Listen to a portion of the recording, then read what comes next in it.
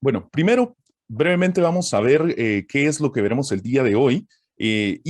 Para iniciar, vamos a presentar un poco las plataformas tecnológicas que existen en la actualidad.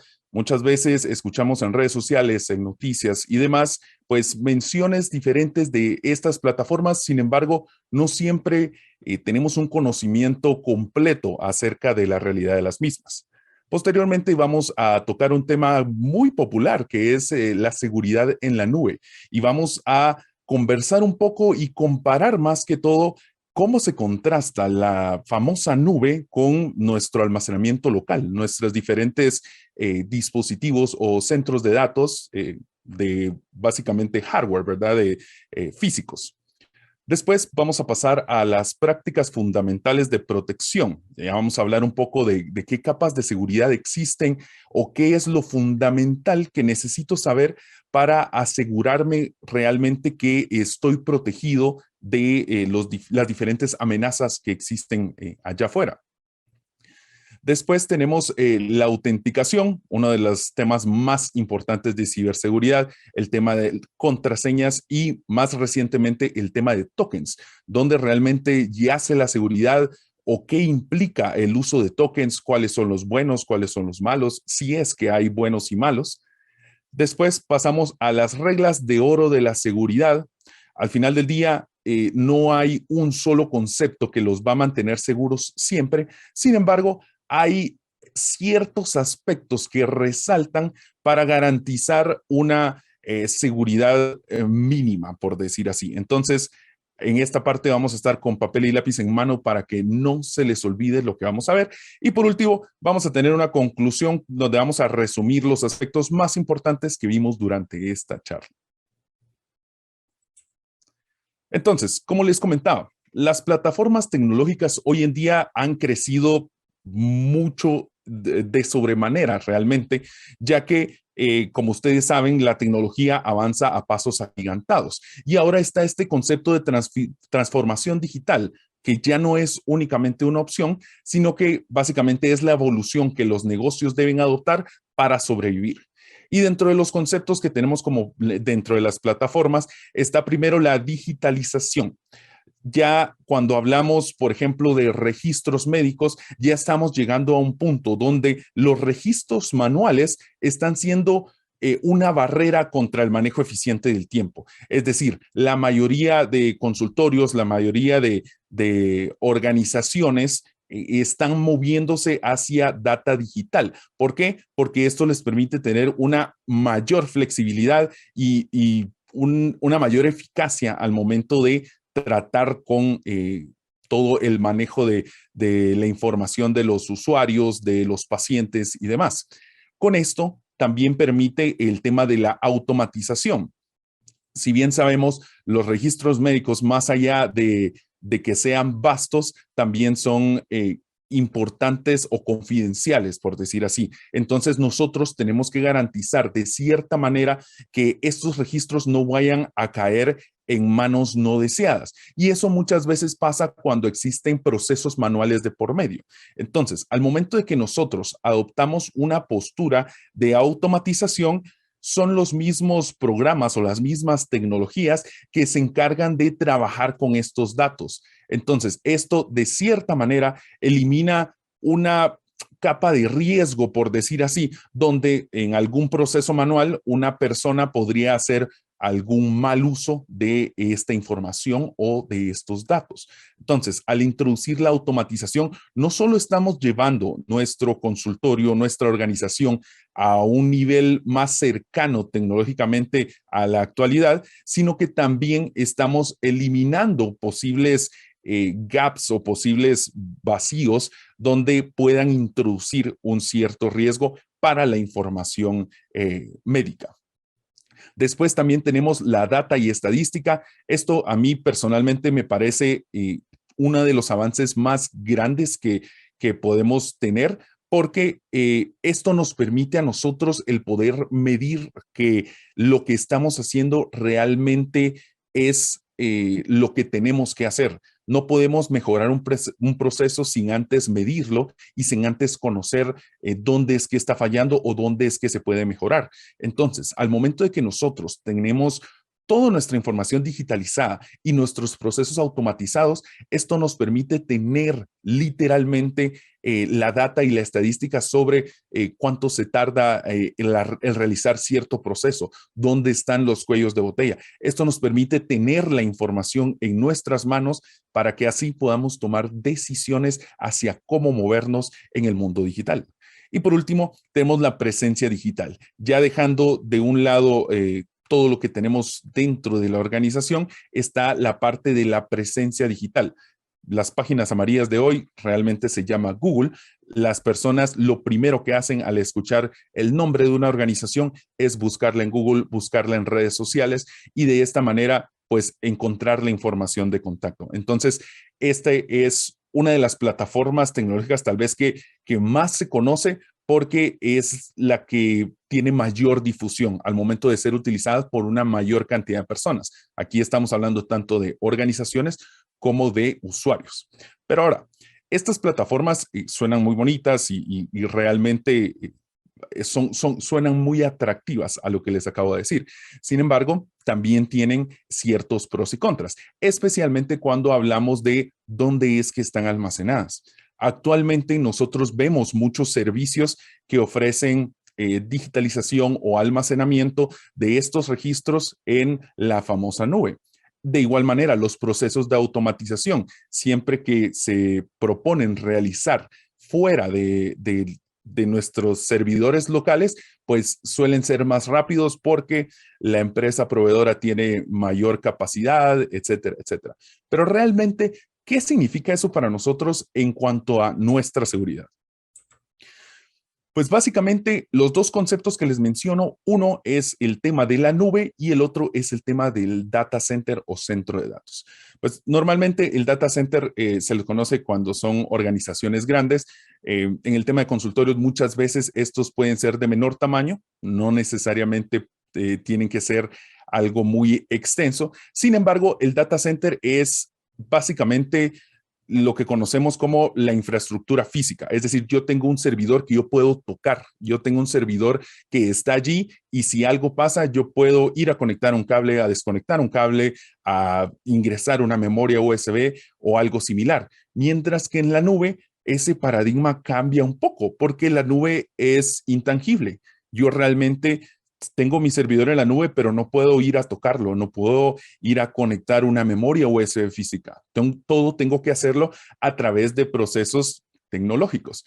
Al final del día, hay beneficios en ambos lados, hay contramedidas en ambos lados. Sin embargo, lo que les vengo a platicar el día de hoy es acerca de la seguridad que tiene ambos lados. Entonces, uno de los principales puntos de protección siempre van a ser los datos, específicamente en el área médica, ya que los registros médicos de los diferentes pacientes, pues realmente son considerados registros muy sensibles o muy críticos, los cuales tienen que tener el mayor nivel de protección. Entonces, ¿qué es lo que pasa cuando implementamos plataformas en la nube? Pues tenemos que entender que estos datos ya no los tenemos nosotros como organización, sino que están almacenados en los activos de alguien más. ¿Y quién es ese alguien más? Pues es el proveedor de la nube. Los nombres más famosos que vamos a escuchar es Amazon Web Services, Azure de Microsoft y Google Cloud Providing de Google. Entonces, cuando nosotros levantamos algún servidor, por decir así, en alguno de estos proveedores, ellos son los que tienen la potestad sobre nuestra información. Entonces, ustedes dirán, bueno, eso no está bien o cómo podemos solventar eso. Pues básicamente lo que nosotros tenemos que verificar es qué disposiciones contractuales entre mi proveedor y yo existen. Obviamente, estos proveedores saben de esto que les estoy hablando, saben que al momento de hablar de seguridad, ellos tienen la responsabilidad de proteger nuestra información, pero sí y solo sí es algo que se haya establecido al momento de contratar el servicio.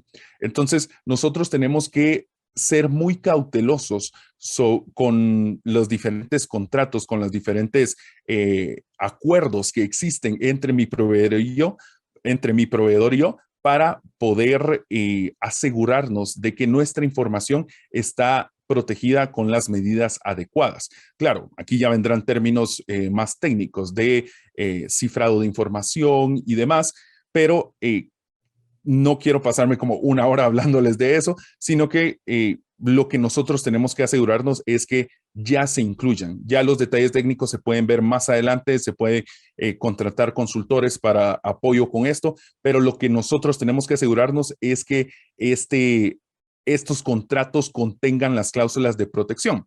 Y por otro lado, en los data centers, pues nosotros somos los responsables de nuestra información. Es decir, si yo tengo mi servidor físico en un cuarto detrás mía, pues ahí está mi información y nadie la va a poder acceder a menos que yo tenga puertas abiertas, por decir así. Entonces, en este otro lado, ya la responsabilidad de protección es un poco más alta porque yo soy literalmente el que se va a encargar de proteger esta información.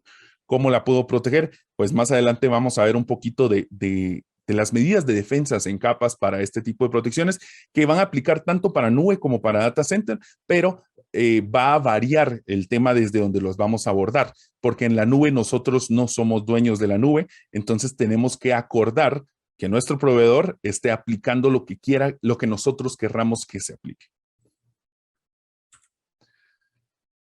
Después tenemos las prácticas fundamentales de seguridad. Este es donde les comentaba, básicamente son 5 diferentes puntos donde nosotros vamos a querer asegurarnos que estamos siguiendo las mejores prácticas.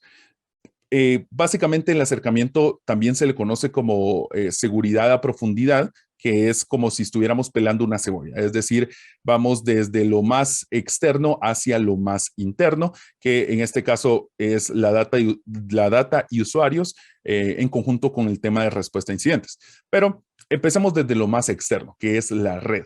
Obviamente, la red va a ser nuestra cara hacia el mundo externo. La línea de defensa más conocida es el famoso firewall. Así sean técnicos o no, ustedes han escuchado este término y la creencia es que el firewall va a ser el que va a detener todo siempre. Algunas veces es cierto y algunas veces no es cierto. Lo que nosotros tenemos que asegurarnos es que estemos entregando hacia afuera lo único que necesitamos entregar. Si, por ejemplo, nosotros tenemos un portal web hacia nuestros usuarios, pues tenemos que asegurarnos que ese portal web esté totalmente separado de temas de registros, de temas de bases de datos, de temas de almacenamiento, completamente separados, que no exista ni siquiera la posibilidad de llegar de un punto a otro. Y esto se hace con restricciones de red. Vamos a restringir en el firewall que la data no se comunique de un lado hacia otro, que no haya ninguna forma en que estos dos se pueden comunicar. Después que tenemos eso asegurado, pasamos al tema de las plataformas. Las plataformas realmente abarcan bastantes cosas, desde antivirus, parches de seguridad, que es lo que normalmente conocemos, pero también van todo el tema de que se comparte un poquito con la siguiente, que son las aplicaciones, que es donde nosotros vamos a tener todo este tema de plataformas o aplicaciones que van a servir hacia los usuarios, todo el tema de los pagos electrónicos y demás. Y algo muy curioso es que cuando estamos hablando de temas de pagos electrónicos, la recomendación principal es que no sea algo hecho en casa. ¿Por qué? Muchos dirán, bueno, pero si yo lo hice en casa, pues tengo más seguridad o tengo la confianza de que está construido de una mejor manera, de que no lo van a poder comprometer, etcétera, etcétera. Sin embargo, eso no es siempre lo correcto, ya que, por ejemplo, plataformas de pago como Visa, Mastercard y demás, ya tienen experiencia, muchísima experiencia con muchísimos usuarios. Entonces, estas empresas de hecho, tienen constantemente diferentes como pruebas, por decir así, o programas de pruebas de seguridad en la que miles de usuarios participan. Entonces, la madurez de seguridad de estas plataformas es mucho más alta de la que nosotros vamos a poder proveer.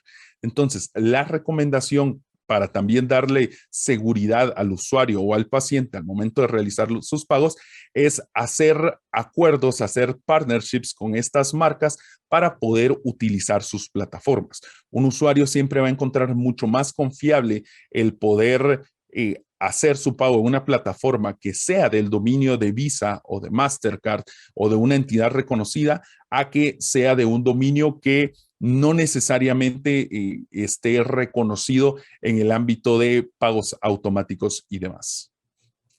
Después, pasando al tema de las aplicaciones, como les comentaba, muchas veces se considera el desarrollo y por aplicaciones me refiero a los portales web. Por ejemplo, si en algún momento piensan hacer calendarizaciones a través de estos portales web, pues a veces se desarrollan dentro de la organización o a veces fuera de la organización. Pero lo importante que nosotros tenemos que garantizar en cualquiera de las dos formas que sea es que se estén siguiendo prácticas de seguridad de desarrollo seguro. Esto es algo totalmente conocido tanto por el proveedor como popularmente. De hecho, ustedes pueden buscar en Google prácticas de seguridad de desarrollo seguro y van a encontrar muchísimas plataformas que proveen los lineamientos para desarrollar estas plataformas web y demás de una manera segura. Entonces, esa es la parte donde nosotros tenemos que garantizar que estas prácticas se estén llevando a cabo.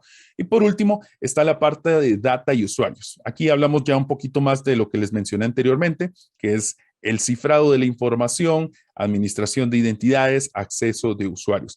Básicamente, aquí es donde nosotros garantizamos que la información de los usuarios, los registros médicos, por ejemplo, estén totalmente aislados de plataformas que no necesiten de su uso. Por ejemplo, si nosotros vamos a utilizar una plataforma para navegar la información a través de las bases de datos, pues vamos a asegurarnos de que esa plataforma, regresando algunas capas atrás, estén aisladas del resto de las plataformas a través de controles de red, como dijimos al principio.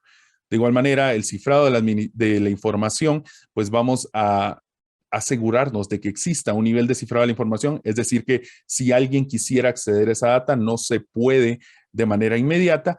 Y la administración de identidades y acceso de usuarios, si por ejemplo ustedes van a proporcionar un portal para que sus usuarios accedan a su información, hay que tener mucho cuidado con los esquemas de seguridad, asegurarnos de que los usuarios puedan ver únicamente lo que ellos realmente tienen acceso y no lo de alguien más. Entonces, esa es como la última parte donde ya, si se dan cuenta, nos metemos hasta las entrañas de las plataformas para poder asegurar esta información. Y por último, que es como paralelo realmente más que una última capa, es el tema de respuesta a incidentes. Lo más importante después de proteger todo es estar viendo todo. ¿Por qué? Porque de los ataques y los compromisos más populares, las empresas se dan cuenta alrededor de entre 4 y 6 meses después de que fueron comprometidos. Esto es una estadística bastante eh, no quiero decir problemática, pero sí es bastante que da mucho que pensar, porque si yo en algún momento alguno de mis controles falló, lo primero que quiero hacer es saber que falló. Entonces, todo el tema de respuesta a incidentes es algo que muchas veces la gente no lo ve porque ya no tiene que ver con la protección de la data, pero es muy importante porque tenemos que reconocer que nada de lo que vayamos a hacer va a ser 100% perfecto y siempre puede existir algún error, ya sea humano o del sistema, nos pueda poner en aprietos con un compromiso. Entonces, lo más importante es tener un monitoreo de seguridad adecuado para que podamos tomar acciones de manera temprana. Bueno, dejando de lado ya toda la parte de seguridad a través de capas, vamos a hablar acerca de las contraseñas y los tokens. Todo el tema de contraseñas realmente es el término más conocido en el campo de seguridad. Estoy seguro que todos los que estamos acá hemos escuchado alguna vez de contraseñas e incluso hemos utilizado alguna. Entonces, actualmente viene acompañado con lo que es el múltiple factor de autenticación y esto que llamamos tokens. Entonces, vamos a hablar un poquito brevemente de eso. Primero, la contraseña literalmente es un pedazo de información que vamos a utilizar para confirmar que yo soy quien digo ser hacia un sistema. Ese es el objetivo de una contraseña. Sin embargo, la contraseña es uno de los factores más débiles, por decir así, de una infraestructura de seguridad porque es muy fácil que pueda ser comprometido. Alguien puede engañarme a través de un correo electrónico para que yo les dé mi contraseña, alguien puede extorsionarme para que yo les dé mi contraseña o alguien puede entrar a mis sistemas para obtener mis contraseñas si yo no las tengo protegidas adecuadamente. Entonces, es por ello que este tema de las contraseñas realmente es uno de los puntos más débiles de todo nuestro sistema y tenemos que estar consciente de eso. Debido a esto, fue que surge el múltiple factor de autenticación. ¿Y realmente qué es eso? El factor de autenticación se divide en tres diferentes tipos. Algo que yo sé, algo que yo soy y algo que yo tengo. Entonces, la contraseña es algo que yo sé. Yo literalmente sé en mi memoria qué contraseña es la que tengo. Algo que yo soy es todo lo relacionado a biométricos. Va a ser mi huella dactilar, va a ser mi reconocimiento facial, va a ser mi escáner de retina si en algún momento se tuviese. Es todo lo que yo soy y que no puede ser cambiado. Y por último, el algo que yo tengo es algo que yo físicamente tengo. Muchos de nosotros en algún momento hemos manejado tarjetas de proximidad para ingresar a diferentes puertas. Acerco mi tarjeta, me abre la puerta y ya puedo acceder. Esos son los tres diferentes factores de autenticación. Lo que se recomienda para asegurar una autenticación hacia un sistema con información sensible es tener por lo menos dos de estos factores funcionando en el sistema. Entonces, yo voy a ingresar mi contraseña y además de mi contraseña, voy a complementarlo con algo que yo soy o algo que yo tengo. En el caso de algo que yo soy, puede ser una huella dactilar, una huella digital. En este caso se complica un poco cuando son portales web, entonces nos pasamos a algo que yo tengo y algo que yo tengo, adivinen qué es, los tokens. Los tokens es algo que se genera en el sistema inicialmente y se le envía por algún medio seguro y confirmado hacia el usuario. De esta manera, el usuario va a tener ese token con él al momento de iniciar sesión. Entonces, básicamente, yo ya estoy combinando algo que yo sé con algo que yo tengo. Y ese algo que yo tengo va a cambiar cada vez que yo necesite iniciar sesión. ¿Y de qué manera garantizo que yo voy a tener acceso? Es porque el medio seguro de transmisión lo establecí al inicio. Eso quiere decir que normalmente es el correo electrónico o algún mensaje de texto o una aplicación tercera. Entonces, esto agrega una capa de seguridad de que si alguien por alguna razón llegase a robar mi contraseña, pues ellos literalmente necesitan esta validación adicional, que es solo con mi contraseña, pues no van a poder hacer mucho. Bueno, después tenemos el tema de las reglas de oro y esto no me quise extender mucho y vamos a definir literalmente tres reglas de oro. Primero es que la contraseña es absolutamente individual. Una contraseña compartida deja de ser un método de protección y se convierte en una bomba de tiempo. Esto sonará tal vez un poquito lógico o que ustedes me digan así como, no, pero eso ya lo sabemos, no tienen que repetirlo. Pero no me creerán en mi experiencia la cantidad de veces que, ya sea por apuro o por alguna emergencia, han justamente compartido el tema de las contraseñas.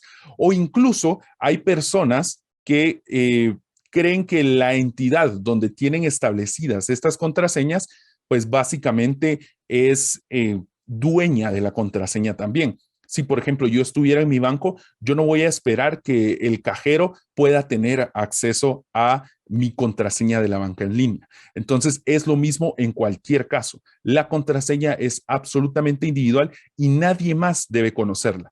Claro, somos personas, existen emergencias, existen problemas. Si en algún momento yo realmente necesito compartir la contraseña, lo voy a hacer por un periodo corto de tiempo y al final que se haya resuelto la emergencia o el problema, voy a cambiar esa contraseña para evitar su exposición. Después tenemos que en contraseñas más letras es mejor. Esto siempre me parece muy interesante cuando lo menciono en las diferentes charlas, porque a nosotros nos enseñaron a través de todo este tema de seguridad cibernética y demás, que nuestra contraseña tenía que hacer algo que ni siquiera se puede pronunciar. Y mientras más extraña fuera, iba a ser mejor. Pero realmente cuando nos vamos a la parte científica detrás de las contraseñas, lo que nosotros queremos hacer es generar entropía en la contraseña. ¿Qué quiere decir entropía? Un desorden. Queremos que no sea predecible bajo ningún patrón. ¿Por qué? Porque los atacantes que pueden llegar a robar una contraseña utilizan sistemas con patrones para poder adivinar las contraseñas. Entonces nosotros queremos introducir la mayor cantidad de entropía posible dentro de una contraseña. Y efectivamente, esto se usa al incrementar el espacio de posibilidades dentro de una contraseña, agregando números, minúsculas, mayúsculas, signos y demás. Sin embargo, hay otra forma en que se puede incrementar la entropía y es incrementando la longitud de la cadena de caracteres. Entonces, una contraseña de, por ejemplo, 10 caracteres con minúsculas, mayúsculas, signos, números que no se pueden ni leer, puede ser incluso menos robusta que una contraseña de, que les digo, 25 caracteres. Y ustedes dirán, ¿cuándo me voy a recordar de 25 caracteres?